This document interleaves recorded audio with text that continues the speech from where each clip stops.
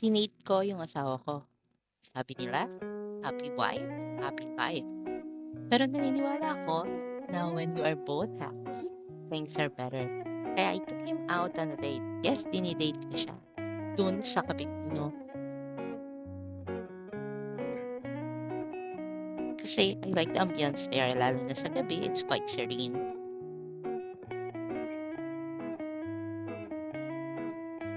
I also like their coffee kasi they're using mocha pot, so lasang-lasa mo yung espresso.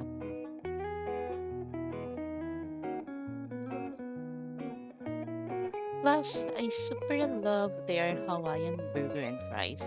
Sarap ng burger and the fries are really crunchy. Tapos, of course, I paid with his money. Kasi baka isipin niya I'm spoiling him. So, ayun. By the end of the day, happy naman siya.